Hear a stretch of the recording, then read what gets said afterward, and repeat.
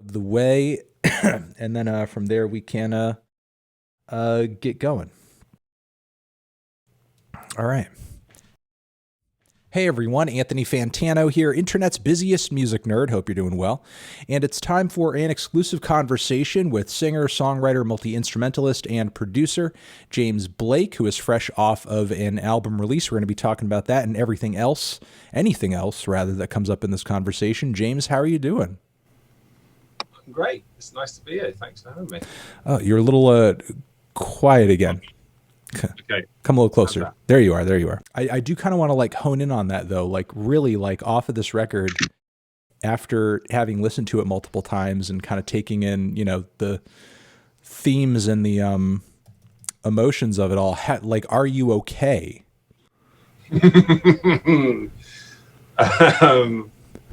Yeah, you know what? It's that thing again, isn't it? Like when you write when you're at the surface, and then it seems like you're always at the surface because that's what your music's about. That's my dilemma. That's the problem. It's like when I'm just like having an okay day, I'm just enjoying the day. You know, I don't tend to write about that. Although I think something I have been saying is that I should just write about days that are really good because you know, I've had a lot of good days. I don't have a huge amount to complain about in terms of the in-between days. They're good. There's a good track record of good days. So it's just, I don't know. Yeah. It's like music is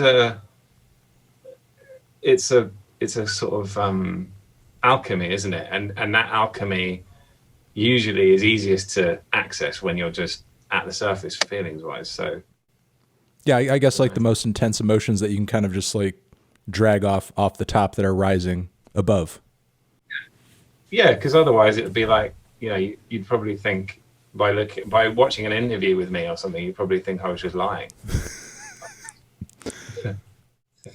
Well, on your last record, it did sound like a lot of love was permeating a lot of the songs on that record. It sounded like maybe a lot of good days were fueling that LP, and it seems like maybe there were some bad ones that fueled the new ones. So that's why I was concerned.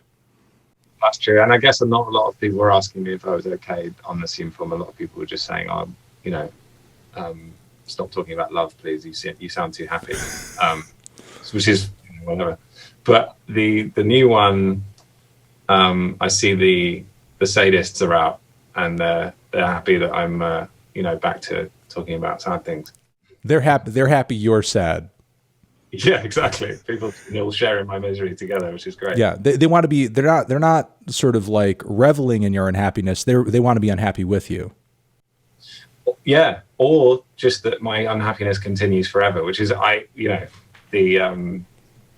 that's just what we get when we're musicians. You know, it's like ultimately if you the context you arrive at an artist is a certain context, then you want that context to continue generally forever, and obviously it can't. So there's always this awkward. I mean, for some bands it's like, oh, they went mainstream, but for a lot of people it's like, oh no, they actually just changed where they are in their life. They had kids, they moved on, they did a bunch, I don't know, they got a bunch of hobbies outside music or whatever it is, and it's like things just shift, and we are left with, you know, this feeling of like, oh, a slight betrayal maybe. I think that's, you know, maybe an appropriate through point to ask about one of the songs on the record I was curious about, because there are obviously some sad feelings throughout this LP, but it seems like there are multiple sources, you know, for a lot of that. It's all not coming just like from one place throughout the entire album. So, you know, with what you were just saying, like, let's maybe dive into a track like Say What You Will, for example, which for you is like a pretty meta track, you know, in terms of like commentary on yourself and your own success and existence in the music and the art world. And I guess like in this moment in your career, what exactly is fueling that? You know, because at least from like the outside view, it you know, again, like from my view, I mean, I know I'm in the industry in a way, but I'm just kind of like, you know, watching your music as an outsider. You know, it would seem to me that you've had a pretty consistent, career up until this point. Like, people always anticipate your records and look forward to what you do, and you have like some pretty passionate fans out there. But it seems like almost the opposite feelings are kind of fueling this, and there's like this feeling of dread and fear that it is done or just like almost over or something.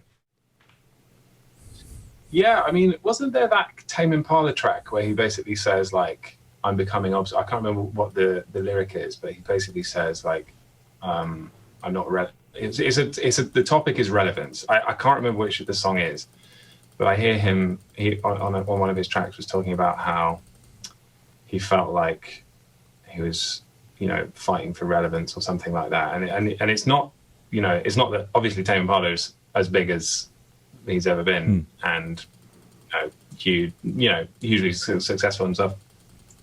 But I found it quite reassuring to hear that, because I think that because of the industry's changed quite a lot over the years as well. I mean, there was always competition in the industry, but I think in order to kind of be heard, there's a fight to be heard. I mean, there's so much turnover. There's so much saturation. It's like, if your raison d'etre is for your music to be heard, and that's how the place from which you take a lot of your validation and your kind of feeling of completion, then that can be significantly affected if like you don't have a great career year, or you go on tour and like the gigs aren't like popping off. Do you know what I mean? It's like you just have to reconcile that. Yeah, and maybe there's a certain goal post that shifts as soon as you get to a certain place. Like, I was listening to a podcast with a really great writer who basically said, when I wrote my first book, it was like he got a bestseller, and then after that, it's just like everything is measured by that metric, and people are. I mean, that's an age-old story. You've probably heard that many times, but it's metrics change, people's kind of the people you're around. Like, when I moved to America, I'd never worked with the kind of names that I've worked with now, and the just Los Angeles is a very success-driven town. Like the kind of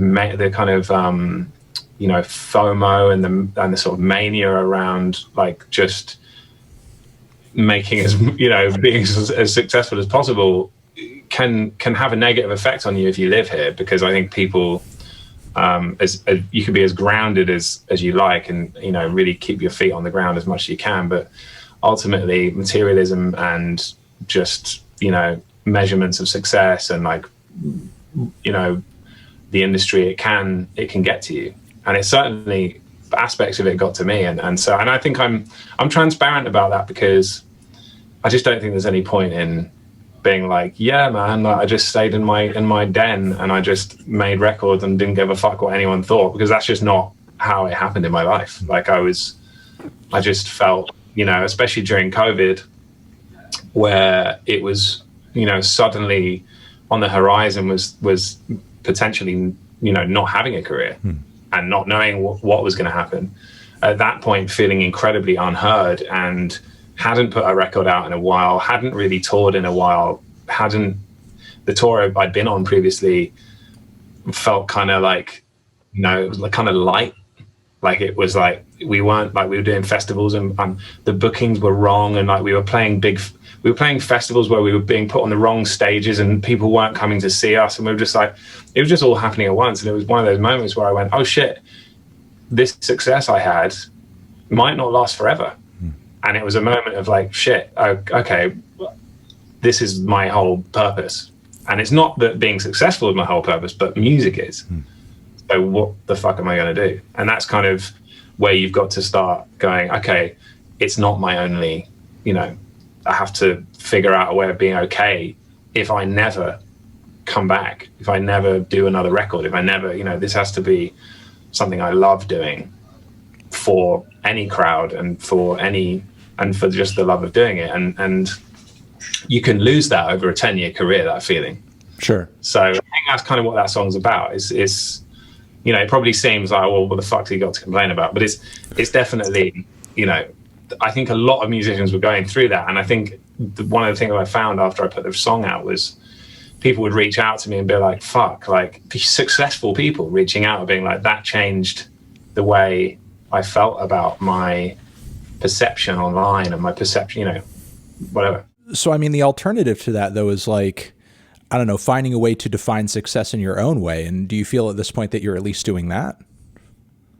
I think actually that song was the turning point for me of kind of deciding that my trajectory from here on out is going to be dictated to by what I feel like making, even more than it ever was. I think when I first started out, that spirit in me was incredibly unwavering. And as I went through my career, you know, I've never put a song out I don't like. I've never, you know, worked with an artist I didn't want to work with. I've not, you know, I've always been uncompromising, and I've been lucky to be able to be uncompromising. But still, you know, it's the micro decisions you make can be affected by, oh, but, you know, you could be making a song and go in your own head just like, oh, yeah, but I won't be able to play that at a festival, or people won't, you know, people aren't going to be able to sing along to that, or people aren't going to like this. It's like those micro decisions are informed by how you feel about everything. It's all of that stuff. Your worldview comes into your creative process. So it's about, for me, it was like, oh, you know, Say What You Will is like a real defining moment of going, oh, I actually don't give a shit. Yeah. Yeah. So, I mean, you know, day to day when you are writing and recording, to just kind of put a pin in what you were saying, how often do you find yourself feeling like, you know, those pressures to make music that's more accessible or more, you know, sort of industry friendly? How often do you feel that that's nagging at you? And how often do you feel like maybe you give into that, you know, a little bit just for the sake of trying it? I've definitely felt it, and I've definitely given into it, and then just gone and had a fucking shower because that wasn't. But actually, no, it doesn't ever come out right. I don't have a, you know, I'm so like it just it like offends my. It's a self-betrayal essentially for me to do something that I don't like, and I'm super lucky. I mean, there's a lot of artists who don't get the privilege of being able to make those choices. I'm just lucky that I can, and so far I've been able to stick to that. And ultimately, it never comes to fruition. Not, you know, not a million miles from ever coming out, but like an idea that I did. Usually, it'll just sound a bit shit. It's not going to sound like, you know, it's not going to be like suddenly sound like a, you know, Carly Rae Jepsen song or whatever. It's not going to, they don't turn out like that. They turn out, you know, because like lots of pop is great. I'm just, you know, when I try and do something outside of what sounds good with me, it just doesn't sound good. And then it just doesn't come out. It just doesn't get finished. So, I mean, you know, with like that ethos in mind, how does someone, you know, when you're like in the midst of the writing process of this record, like Ali Tamposi come into play? Because I mean, you know, typically her background is sort of like hits, you know what I mean? But like, you know, in that track, obviously, like no slight against that track. I love that track. But, you know, when you're bringing someone like that into the fold, when bringing someone like that into the fold, you know, is the goal to make something that's more in that direction or come to some other conclusion?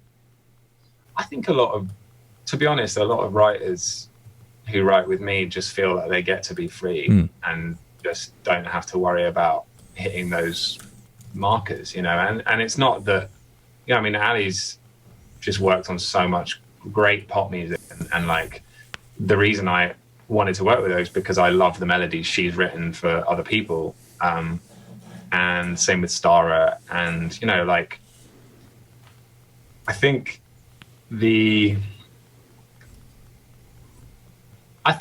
it's interesting, you know. It's like, for me, when I work with a pop top liner, it doesn't necessarily yield pop music, because pop music is, as you know, like a mixture of like cultural references and like you know, production and like of the moment sounds and whatever.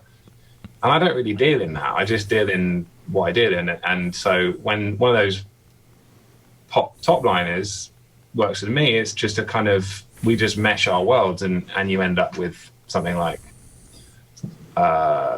you know, Are You Even Real?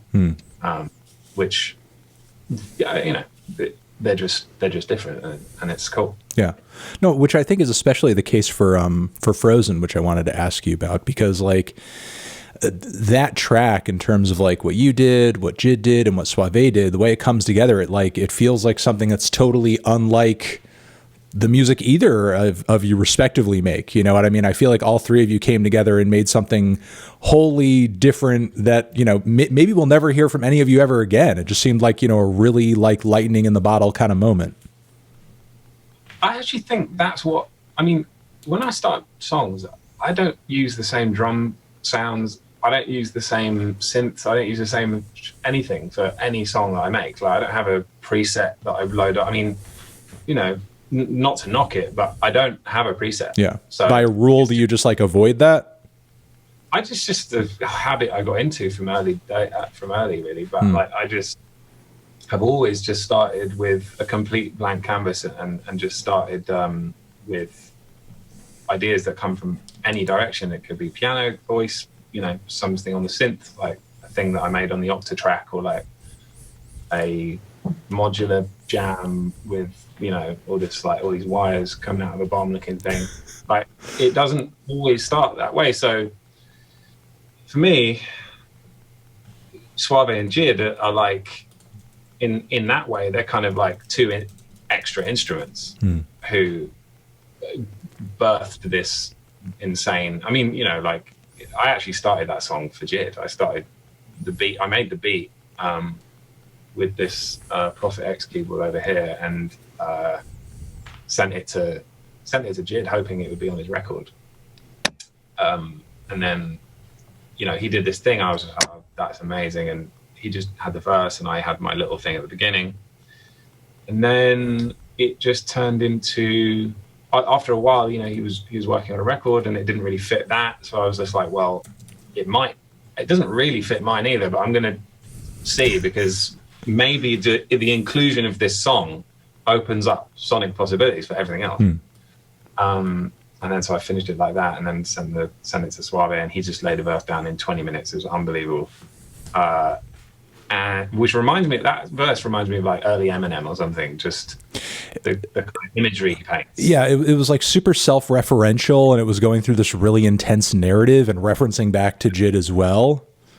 Yeah, it just wraps it up in a bow. Like, it's so clever. But I, you know, yeah, you're right. It's lightning in a bottle, and you just, I think that's why I like approaching songs in a unique way every time, because that's what happens. It just means that I'm never that go-to guy, right? So I'm never going to be probably that guy. Well, but at this point I would have been, but I'm not, and I'm not going to be this guy who you go to for a certain sound. If you're like a rapper or a singer or whatever, you never know what you're going to get. So basically, I'm a bit of a risk. You know? Yeah. Like, as a producer, I'm not a cert. Like, I'm not like a Metro Boomin or a Anthony.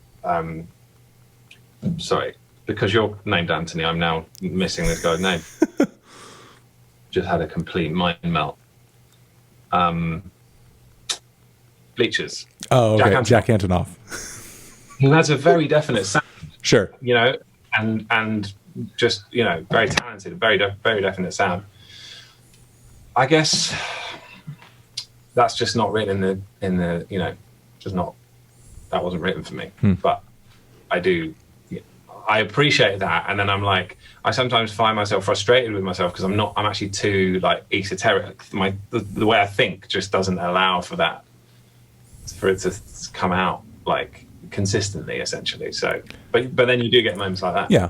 No, I mean, I will say, and I don't know if, you know, personally you'll push back on this or agree with this to an extent, but I agree with what you're saying. I mean, I've always felt that about your music, but with the exception of Frozen and maybe a few other cuts on this new record, I feel like this is one of your most consistent albums, which is, it's interesting for you to say that sonically you're kind of starting with a blank slate each time, because I feel like, at least in terms of like vibe and some of the sonic palettes, like you kind of hit some, you checked some very similar boxes, and it gave the album a certain consistency. Would you agree that you kind of landed on, a motif, at least in a way? Yeah, I think so. And also, like, my influences and my sort of the group I get into when I'm producing, I'll get into phases where I'm kind of doing similar things over the course of like 6 months, and that yields usually a body of work. So, I'd say that the techniques are usually quite different from what I would have done a year or 2, 3 years, whatever. But in a way, I mean, I guess I've had a definable sound. It's just, I'm not always, I don't go to it with confidence to say, okay, this is how we're going to produce this person or whatever. I always want to try new shit, and that's just, yeah. But in terms of the record, I think that's good if you feel that way. I mean, I obviously watched your review, so I actually know what you think of it. Yeah.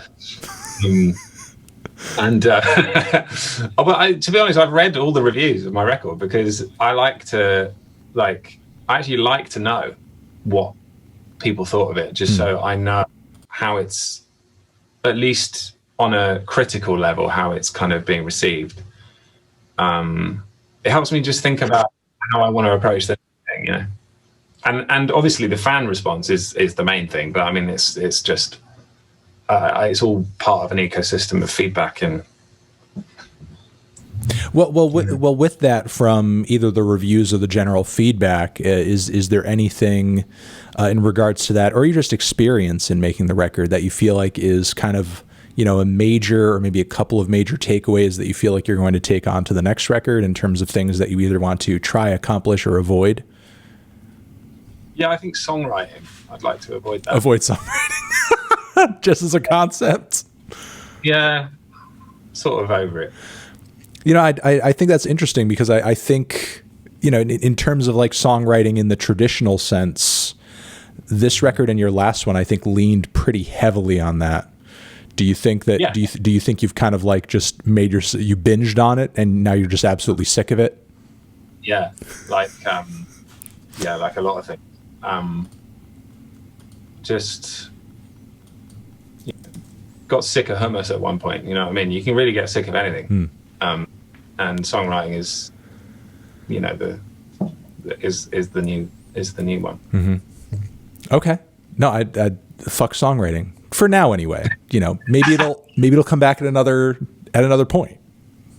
It's just, I don't know, man. Like, I really feel like Say What You Will is the best song I'm ever going to write. So I don't feel, I feel that way. I don't mean that in a kind of like success kind of sense, or like how many people liked it or whatever. No, I get it. I just mean when I wrote that and at the end of it, I looked back at it, and now I still look back at it and go, no, as a song, like the way it develops and like the, all that stuff and the words and how it was able to kind of like get across what I was trying to say, which is really the only measurement really of a good song for me. Like when I'm thinking about my own song. Right. That was, I did it. That's kind of how I feel. Like, I mean, I don't, I wasn't trying to write the new, trying to think of a really big hit. But anyway, can't think of one for some reason. Well, I guess for the hit maker, like once you've accomplished that, like the idea is let's repeat it again and again and again and go over it one more time. And right. To what you were saying earlier about feeling like you had X amount of success at one point as opposed to, what you were feeling at another time. I feel like, as you said, a lot of people kind of go through that feeling in the industry, but I think, continually your saving grace has been that, everyone, including me, we don't really know what to expect from you as far as like what your next project is going to be. And while some records may have been more hype than others, I think it's at least refreshing to go into a new album not feeling like, oh well, he's just trying to like relive the time that his last album popped off or whatever. You know what I mean? Like at least like people can go into a new record knowing that you're passionate about whatever you're doing, as opposed to just like trying to Xerox like a past success. Definitely, and we're all attracted to the, well, I certainly am. When I know someone's having fun, that's pretty much like that is an attractive thing to me. If they're having fun with their new style or their new music or whatever, you can really tell when people are dialing it in and they're just not that bothered. So I wanted to, I guess like dive into another maybe source of anguish on this project, and maybe you can enlighten me and illustrate. Maybe this is kind of connected to these feelings of insecurity, but there does seem to be, at least on a few tracks, this strong feeling of betrayal. And I mean, certainly that can stem from insecurity as well in certain contexts. In this instance, would you say that that's the case, or did you kind of like experience a really intense instance of that, and you were kind of like trying to get over it? I got fucked over really badly. I got completely fucked. It just happened to all kind of come together into this moment. Yeah, don't worry, it's real. I got betrayed. It was bad. Oh, okay. Like that's you just got to write about what you're going through. It's like, and by the way, that's not the. I mean, it's like not one instance of that. It's like. We all get betrayed at some point in our lives. We all go through shit that I've talked about mostly. It's just, I think it was to be honest, for me, it was actually a unique feeling. I mean, I hadn't really had that before. So it was the only thing I was thinking about at the time. I was consumed. So I was just writing about it. No, I mean, the way that you did write about it did come across a little all-consuming, and even you yourself, the way you were writing about it seemed, to find some kind of profundity in the fact that, like, oh, it's not a heartbreak, it's not a lover, it's a friend. Yeah. Is it a bird? Is it a plane? I just, I don't know, Matt. Yeah, I guess with a lot of lyrics can kind of, they can articulate. They could essentially be umbrellas for like a lot of different emotions. A lot of kind of well-known lyrical kind of phrases or cliches, shall we say? And so, I guess when you break out of those cliches, it's quite jarring in a way for a lot of people to hear, because then you're actually talking about something quite specific. And if anything, one thing I do know is bad for business is talking about specifics. Like that is generally, in terms of pop music, that is like a no-no, because it's like as soon as you start doing that, people are like, oh, well, I know exactly what he's talking about. So there's no way I can apply that to myself or like me and my mates and me and this entire festival. It's like that. I guess there is a math to that. There's a kind of, there's a formula to whatever. And so, yeah, some of these things are specific, and it's not all the love songs, and it's not, but there are some love songs on there. I like to keep people guessing a little bit as to which the love songs are, just for my own amusement. But that's, there are heartbreak. There's heartbreak possible outside of romantic relationships, for sure. And, to touch down on some of the themes that are expressed on a few tracks, but maybe most like specifically funeral.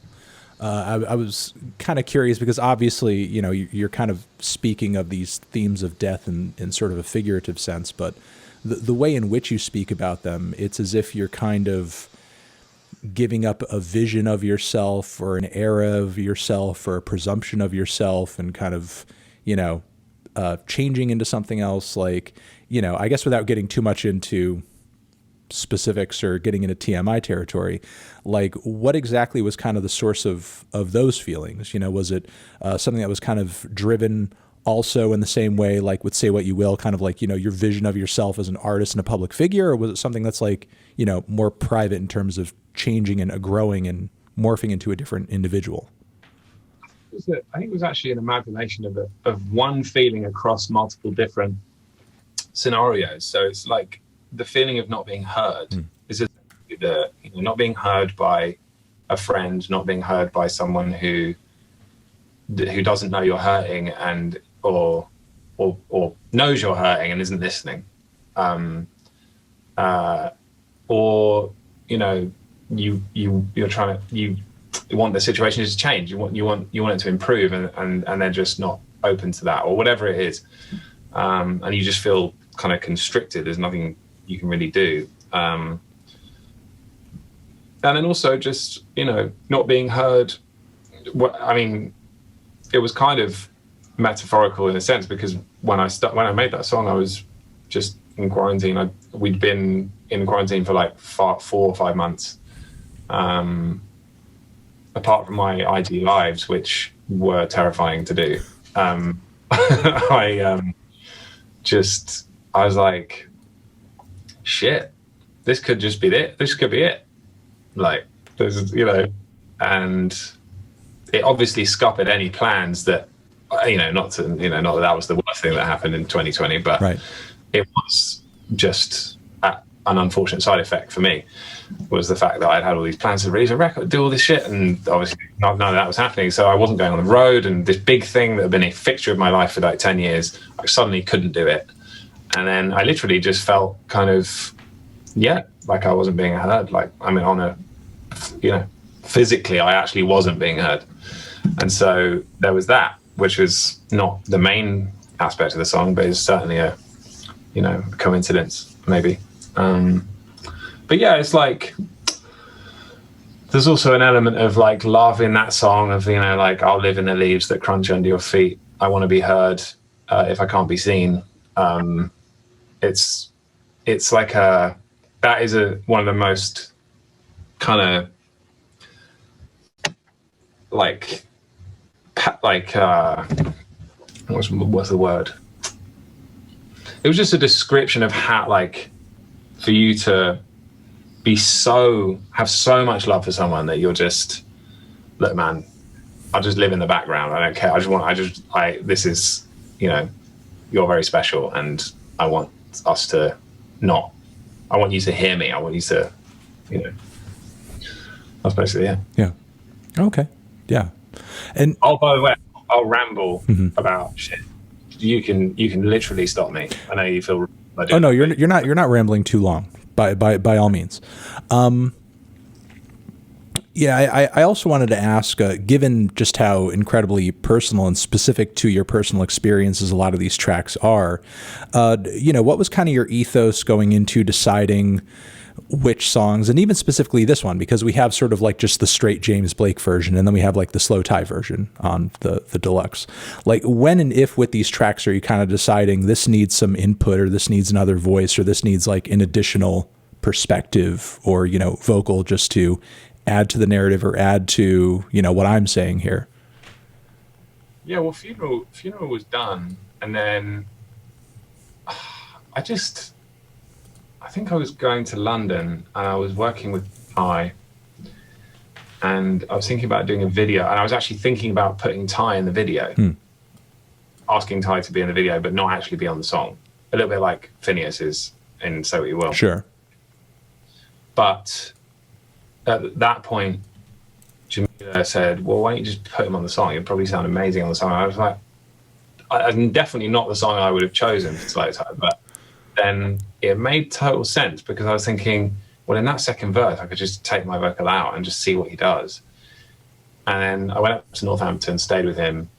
We got up one morning, and we were just like making tea, and he goes, I go, well, do you want to try it? And he came up with the verse so quickly that we just recorded it that morning, and then that was it. And I was just like, oh shit, it sounds amazing. And then, you know, we shoot the video, and he's actually got a reason to be in the video other than my whim, basically. Jamila, big Slow Tie fan? Yeah. Yeah. And, you know, I, among many others, have seen sort of like some of the writer credits that she had on the record as well. Like, you know, in the process of making these songs, like what you know, has her input been? Is it, you know, more of a suggestive backseat thing, or is she ghostwriting those lyrics? Well, I mean, so there was a little, so one disclaimer is that when I give people publishing, sometimes that's for producing. Right, and on this record, she was producing on a lot of the tracks. Oh, okay. And so when she got publishing for producing, they put her down because it's publishing, it's writing. Right. So that is in a sense. Yeah. Which as a producer yourself, like, you know, you have to appreciate that. Like, you know, producing is writing as well. Producing can be writing as well. But especially if you're hands-on in your production, and if you're, you know, when I say that, I mean, I'm talking about actually like writing chords. Sure, yeah. Can be production sometimes. In this case, I mean, I get asked about her involvement sometimes, and it does make me uncomfortable just because no one's asking what any of the other producers on this project have done. No. So this double standard is essentially, well, like, you know, why do we need to even talk about it? Because she's a listed producer producing on the songs. I mean, unless we're talking about what Cushy, Dominic Maker, like Josh Stadlin, like all these other people who not all of whom are, you know, like long career producers. It's like we've probably got to establish a sense of like why people ask me that. And usually people ask me that because they assume that she's just like a fly on the wall who just came in and breezed in and was like, oh, that's nice, and just walked out. Obviously, I wouldn't be giving anyone producer credit if that's all they did. That's definitely not my presumption. No, I know. You know, I was thinking, you know, like, to get kind of dorky about it, I was thinking about it more in like sort of in obviously, like, you know, given like modern production technology and what you're doing in the studio, it manifests in a much different way. But you know, I was thinking about how sort of like a legend like Tom Waits, for example, like so much of his discography is like co-credited to his significant other as well, who, you know, I imagine for a lot of his records is, you know, probably in there giving ideas or inspiration on just like kind of songwriting ideas or something. Yeah. I think that's the thing, is that like production is fucking murky. It's a murky world. Like before you even get into like partners who are credited when they actually are producing. So it's like the assumption, if it's a partner, is that they're just getting a production credit because they're a partner, and that's, which is just not how I operate. But in terms of like, you know, it's like that, you know, like Yoko apparently fucking wrote Imagine. It's like, you know. Well, we had Sean Ono Lennon on one time, and he told us about how she taught him everything he knows about production because she, you know, was producing so much of John's solo stuff. Wow. Yeah, I mean, there's a just, I don't know. I think, you know, it's compounded with the sexism and it's compounded with all that stuff, but it's, you know, like even, I mean, she fucking directed the video for Famous Last Words. And we couldn't say she directed it until a week later. We decided not to tell people that she directed it until a week later because I just knew that it was going to color the perception of how people saw the video, and it was going to, you know, people were going to be like, oh, she didn't really know, but it's just bullshit. So, you know, I just happen to just be with a very capable person who's just got loads of talent. Well, I mean, I don't know. Given her background, I mean, that makes sense to me that she would have that skill set, or at least that eye, you know? Oh, that's, yeah. I mean, yeah, totally. Yeah. Yeah. You know, moving from those, you know, people and minds and voices on your record, you know, I think like over the years, you've really kind of built yourself up in a way to be maybe inadvertently like an artist, you know, because you've worked with so many people either behind the scenes on their record or have gotten people to come onto your stuff. And at this point, are there, you know, any sort of like ambitions on your part in terms of names and musicians and artists that you'd like to work with on a future project of yours or, you know, on theirs? Yeah.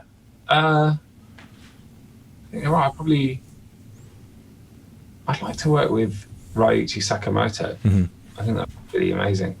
I just think his chords are just unbelievably beautiful, and I've always wanted to do something with him. Mm-hmm. Other people, I don't know. These things usually just come about naturally, really. Mm. Like, I've never really put a list together and been like, okay, what do I, you know, the hit list. Mm. That's a way to put it. Yeah. Yeah, I guess that's probably. Does that have a sexual connotation, or is that? No, it had a deadly connotation. Right. I thought it had almost like a 007 kind of, with the silencer kind of connotation. A crosshair. Yeah. On the exactly. Right. Okay. Yeah. I just. Yeah, it's like friends of friends usually now, and or you'll end up in a session and you're like, oh wow, I really got on with this person, that was cool, and you end up making a song later, like, you know, at a later date. Or I did send Phoebe Bridgers a message to say I'd love to make a song, so yeah, occasionally I just send a message to someone and be like, hey, love what you do and all that. Yeah, I mean, fingers crossed on the Phoebe Bridgers thing. She works with a lot of artists, and frankly, like, as far as artists who are really like having a moment right now, I love how she uses her platform in terms of like the Satisfactory record label. And, you know, one of my favorite records just of this year came out on that label, that new Sloppy Jane record, which I guess she was in her band at one point, and she recorded the whole record in a cave. Have you heard this LP? No, that's like taking the. You remember the Justin Vernon myth of him being, or not myth, I don't know, of him being in the cabin. In the cabin and everything. Yeah, like that, and you're like, nah, fuck that. We're going to do this in a cave. Well, less accessible to humans and recording equipment. I mean, I just finished like writing my review for it, and apparently, like, reading into it, it was a whole process, like a years-long process of finding the right cave, and then bringing the instrumentation down there, and then apparently like running collectively, like, you know, tens or hundreds of feet of just like cord to just like, you know, capture all the audio and all the performances down there in the cave. It's like making cheese. You've got to find the right exact conditions to store the cheese. Exactly. So I do get it. I haven't heard it. That sounds amazing. And also, I imagine the natural reverb in there must be incredible. Yeah, it's almost like a second instrument in the whole thing. Wow. You know, for you, like recording in a peculiar setting or area, is that anything conceptually that interests you? Fascinating. I probably sound like I'm taking the piss because I'm talking about cheese, but I actually genuinely find that fascinating. Like, the process of music is just so important to like setting off ideas, and you know, the things you think of while you're in a cave, I'm sure, are completely different to you know, when you're sitting at home in your fucking pajamas in your studio, just being like, okay, how am I going to make a new song sound different today? Right. It's like you can really imagine like that trip, that sort of communal feeling of like, we're doing this together, we're going to set up all this stuff, and then the only terrible thing would be if you get there and you set all that shit up in a cave and then you just can't think of anything, which I would be like, you know, punching through water in a dream. But I do think that sounds really, really fun. Yeah. No, I mean, the upside to doing it in the opposite direction that you were just describing is that you sort of have that, as long as the equipment is at your fingertips, that infinite possibility to control all variables and, you know, prevent mistakes or whatever. Whereas when you go in the cave, you're literally at the mercy of the cave, you know, and whatever happens there in the cave.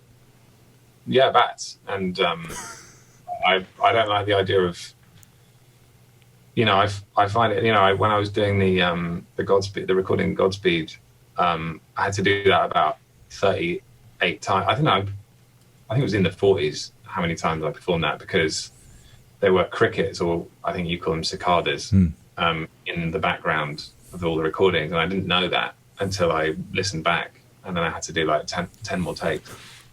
And then at one point the lights were buzzing, and it was killing me. Like, just, you know, those like a dimmer, anything on a dimmer buzzes, got in the fucking recording. Right. Had to do it. I'm sure there's a better take out there, but just with a load of buzzing on and crickets on it. But I feel like in a cave there's even more ways that, you know what I mean? Oh no, absolutely. But just like in general, just like for you, crickets in the background, not a vibe. Not a vibe. Not a vibe. I mean, not a vibe on Godspeed. Okay. On that, maybe on you know, like a dance track, or some kind of up tempo, you know, something with a bit more high frequency in it. Yeah, crickets on something more lively. If the 3 elements are me, a piano, and some cicadas, yeah, that's too minimal, I think. Got it. One of those has to be stripped away. So it ended up being me and cicadas, or piano and cicadas. Got it. You know, as someone who I know does his best to kind of keep his ear to the ground, are there any records that dropped, you know, this year, or even during the pandemic year, that like kind of blew you away that you're still kind of hanging on to? You know what? Can I quickly consult Spotify? Oh, sure. Yeah. Go for it. Right. But hey, I need to, when people ask me what my new favorite things are, I need to go to my YouTube channel. Yeah, it's like, what do I like right now? The new James Blake. Have you heard that guy, James Blake? He's got a new record. It's pretty good. I liked. Wait. Okay. So it's all in like songs. I'm just like, I don't know. Pink Pantheress, really enjoyed that. Oh yeah, hell yeah. No, we just had her on as well. She's great. And she's great. And I liked some of the Thug album. I like the Dijon record. Yeah, Dijon's great too. Yeah. Also excellent Mustard. It's my favorite kind. Then also, I found some of there was so much like hype around the Kanye and Drake records that it actually interfered with my ability to actually process them. Really? So yeah, it was just so much chat about it that I did enjoy a few songs, but I had to kind of I don't know. You know, here's the question though: did you end up with a preference, Donda or CLB? That's the age-old question. Yeah. I don't know, man. I don't know. I mean, what about you? Oh, I'm Camp Donda. I'm Camp Donda all day. Okay, you're Donda. Why is that? It's well, first, it's the right side of history. Second,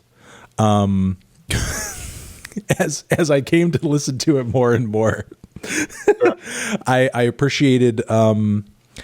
I guess like the Drake record had a couple of good songs on it, and it certainly had some decent vibes here and there. But you know, in terms of like overall ideas, concepts, and everything, it seemed kind of like it was running a little thin. Whereas with I did love the sampling on the beginning of the Drake record. Mm-hmm. Yeah, no, there were certainly some interesting samples on it for sure. You know, that like the instrumental on that first track, as you said, the opening was especially good. Yeah. But you know, when I listen to the Kanye more, I would say the Kanye record by comparison is definitely like more of a challenge. You know, it's definitely like throwing a left hook out there, and it's you know, certainly not as easy to listen to. But it definitely pulled me in with like this weirdly stark kind of instrumental palette that, you know, it's a long record, and Kanye is obviously at a point personally where there's a lot of instability, and I think that comes out in his music pretty clearly. So it's not the most consistent record he's ever done. But the moments that are consistent have this strangely stark sound, like very eerie, very gospel influence, but like a lot of the, organs or vocal samples kind of have this strangely manipulated quality to them where they sound like they're coming from another dimension, or they're almost like, a little dark or a little dirty. And, just the themes consistently in dealing with his mom and his spirituality. And obviously, like, in a sense, Jesus is King was a spiritual record as well. But I feel like this one was a bit more genuine or thorough in that sense.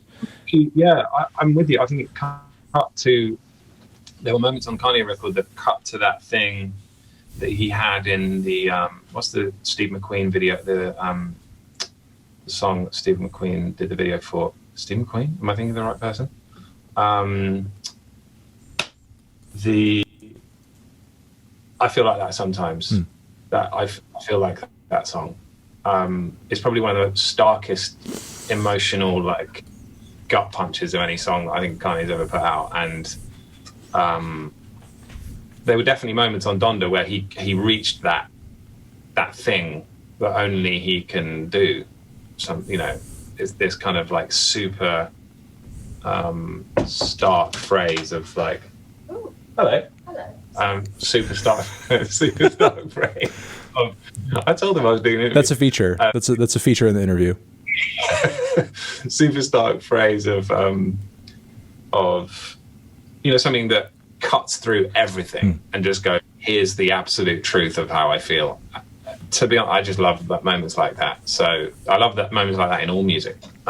So yeah, I would do that. In terms of which record I preferred, I don't really have a horse in the race, and I just think it's probably better to stay out. Another interesting thing about both the records, and maybe this kind of ties in, and this will be the last thing I say about it, that I think kind of ties into maybe what you were saying about pop music earlier, is I think in terms of like Kanye and Drake's respective writing styles, that illustrated a lot, because Kanye's record, when it came out, even after both of them having like that beef, that headbutt moment before the album actually dropped, both the albums dropped, Kanye's record seemed so much more interested in, larger themes based around his mom and love and God and spirituality, with, of course, like a lot of self-references, because, it's Kanye. I mean, there's going to be an element of ego there. Whereas like, there were so many points of Drake's record that seemed, more, I guess, like obsessed with whatever's trending right now. And there were quite a few tracks that were like directly in reference to that beef that just happened. That like, over the course of, over the course. Just trying to see it. Yeah, the door's opening again. In terms of there were quite a few bars that were like directly in reference to that beef, that like in 6 months, are we going to care about that beef anymore? Are we going to want to hear that track and like remember the Drake and Kanye beef? Like most likely not, especially since like, this time around it didn't really like pan out into anything super interesting. Look, obviously there's not like a right or a wrong way. I'm being in the now, or being sort of like, more thinking about something that's going to, I guess be more general in terms of scope or appeal more widely maybe. But, I think it was pretty clear there are different styles there. Yeah. Sorry to cut you off. I say this about that. I think anytime the source of music is kind of outside of yourself, or outside of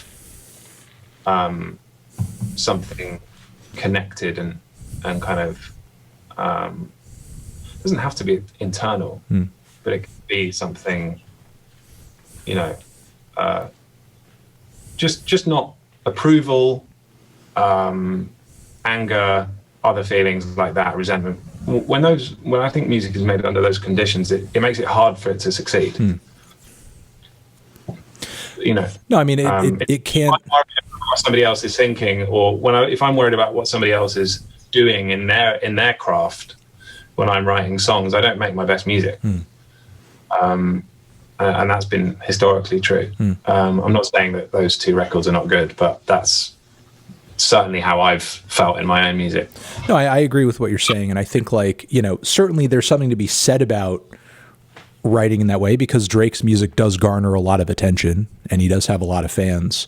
But, to sort of put it in the way that you just did, because I think it's, it just sort of fits here. Like, what made Donda make more sense, or made it more appealing for me, at least from a conceptual standpoint, is that Kanye was better in terms of being able to write about something greater than him, which is kind of funny because, like, Kanye, and it is true, like, I wouldn't deny this about his character, but, he's always like plugged as somebody who's just like purely egotistical and that's it. But when he's writing a record, he does seem to be able to tap into at least like an idea of being able to, sing about or write about or conceptualize about something that's bigger than him. Whereas, like, Drake, even though he's not portrayed as being as egotistical as Kanye, I think he struggles to kind of get into that zone, because I don't often hear Drake outside of maybe the idea of love, or sort of like, kind of a relation on the rocks kind of scenario. I think he has a hard time kind of thinking of themes and ideas and concepts that are bigger than him and putting those into a track. Is that is that necessary for Drake to do? I mean, definitely not. Like, the numbers speak for themselves. It's not necessary. I would just say it's kind of more of his ethos. I just mean in terms of enjoying listening. Kind of, I guess what as a listener we expect from somebody is, largely a reflection of what we want in general, and I don't know if it is objectively better for an artist to be exploring wider themes or bigger themes. It's just, in this case, I think there is like you say, if there's a stark contrast between what somebody's talking about, then you're going to gravitate to the thing where it feels like more of the topics you want to hear about are being discussed. And I guess in your case that is, but I, as ever, remain impartial. So. Yeah, you're sweetening the situation, and that's fine. And that's fine. Hey, listen, I appreciate you taking the time and coming on to talk, and be an open book about the record and everything. And I'm loving it. A lot of people in chat are loving it. And the next album, I think the next record, there's going to be some bangers on there, man. There's going to be some big fat fucking hits. It's going to make you're going to regret like writing "Say What You Will," because like you're going to have 63 million Spotify listeners a month, just like Drake. Like, it's going to be huge. I am honestly worried for my safety now. You have to get some private security. Exactly. You won't be able to go anywhere. No, and after You're Too Precious, I thought it was going to get like that, but it's thankfully I managed to keep my my identity and my privacy even after that smash. So I'm let's see. And that's why we love you. You're a humble king. That's why we appreciate you. Thank you. Thank you, James. All right, have a good one, man. You too. Bye.